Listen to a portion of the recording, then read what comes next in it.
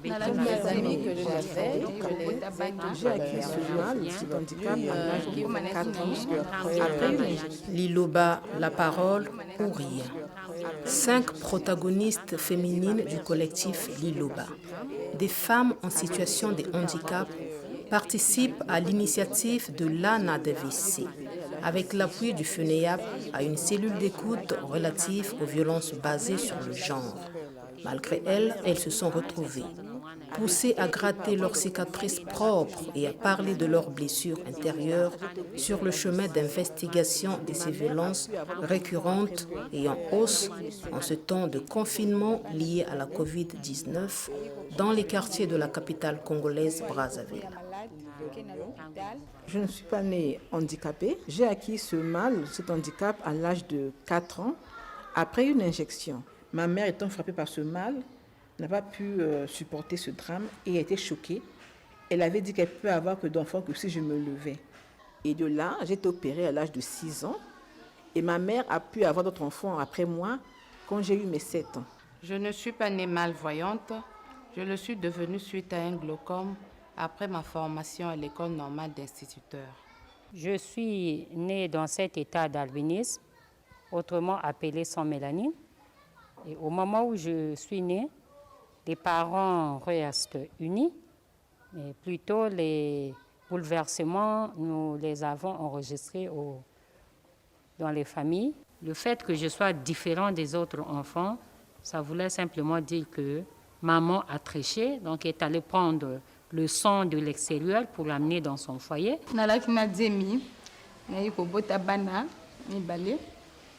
Et il a constaté que l'évolution a mosusu ya la kindeng mokote na moninga. Moko ayi ko tomber malade, toke na l'hôpital. Atindi biso bas examen ya kosala. Et résultat yi ko bimake alaki IMC vike amelaki mai. Et c'est là il y a kokotsa mobulu na kati ya famille pe elingaki ebomelanga libala pona malformation à moine. Je suis mère d'un enfant handicapé visuel. L'enfant est venu au monde comme tout autre enfant. Mais 3 mois après, je constate que l'enfant ne pouvait faire les gestes correspondant à son âge. Je le ramène donc à l'hôpital et c'est là où le médecin me confirme qu'il a un problème avec sa vue. Et suite à cela, nous avons subi un rejet, l'enfant et moi. Son père n'a...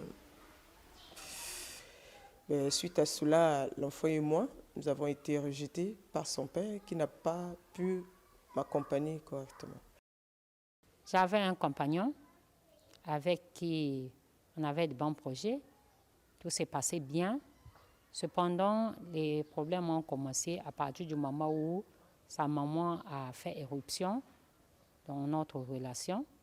Elle a voulu faire comprendre à son fils que la décision avait été prise au sortir d'un conseil de famille qu'on ne pouvait pas prendre pour femme une sans mélanine, de peur qu'elle soit objet de chèque ou porte malheur pour son fils ou pour le reste de la famille. D'où cette relation avait pris fin et à l'époque j'avais 30 ans. J'étais dans un foyer, j'avais un enfant de 4 ans.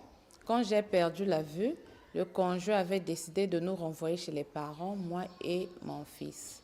À cette époque, j'avais 26 ans d'âge. J'avais un conjoint avec qui nous avons eu des bons projets comme tout autre couple.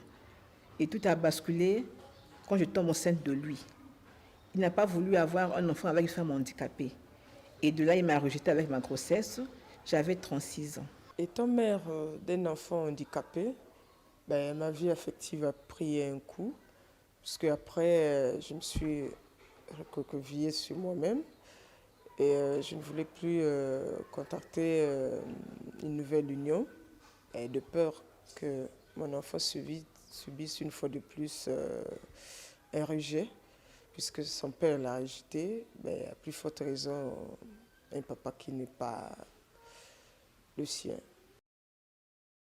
Pour l'état ya mwana na koma na ba difficulté ebele. Voire même na kosakana na ye eza na ba mama mususu baya kolongolaka bana pembeni ya mwana na ngai ya kosakana na bango te parce que ya ngai azali kizengi ya bango bazali normal. Et ali même na mama moko tokenda koluka ndako epa ya mama moko aboyaki biso parce que mwana na biso azali kizengi ye akovanda na mwana ya kizengi na kati ya lopango na ye te. Parce que là malgré na ba moyen te mais na koma na obligation ya kozwa ndako na lopango oyo toyali kaka biso moko pour la sécurité à mwana. Être femme et handicapée, c'est pas facile parce que nous sommes objets de discrimination. Et les hommes viennent vers nous que pour satisfaire à leurs besoins ou pour des raisons financières. Ces hommes, le jour, nous ridiculisent, mais nous sommes belles de nuit. Étant femme handicapée, il nous est difficile de trouver l'amour. Les hommes, certes, ont envie de nous approcher, mais ils ont honte de notre handicap. Ceux qui ont le courage de le faire, quand ils viennent vers nous, si c'est pour aller à un lieu donné, chacun prend sa direction et au retour, chacun également dans sa direction. Les amies que j'avais, je les ai toutes perdues. L'une qui venait souvent me rendre visite, quand elle venait à la maison, elle se mettait toujours à pleurer et je lui avais interdit de mettre les pieds chez moi. Parce que quand elle venait pour me rendre visite, elle se mettait toujours à pleurer et ça me rendait encore plus malheureuse.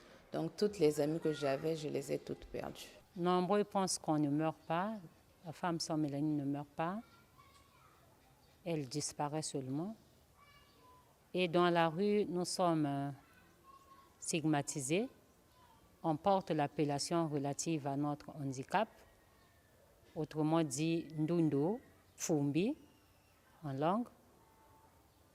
Et les femmes sans mélanine, chemin faisant, nous sommes consultés par les femmes et les hommes qui veulent avoir nos cheveux, nos ongles, nos poils pubiens, anal, si vous me le permettez aussi.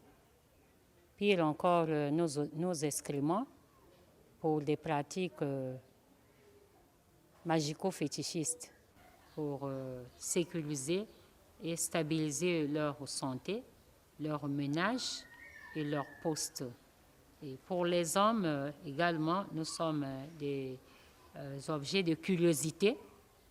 Les hommes viennent vers nous, question de découvrir ce qu'est la femme sans mélanine, donc l'organe génital, la coloration, les dispositions.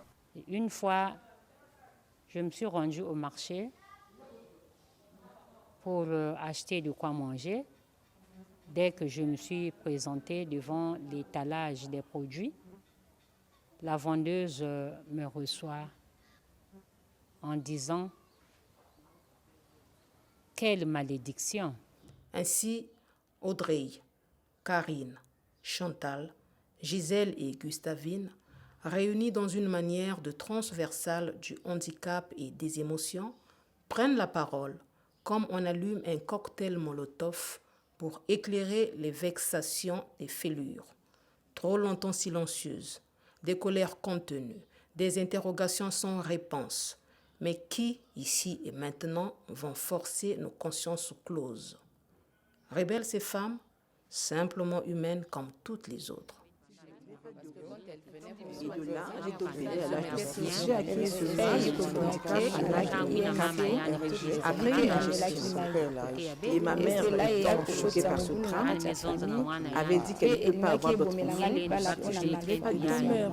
Et de là, j'ai opéré à l'âge de 6 ans. Et ma mère a pu avoir d'autres enfants après moi, quand j'ai eu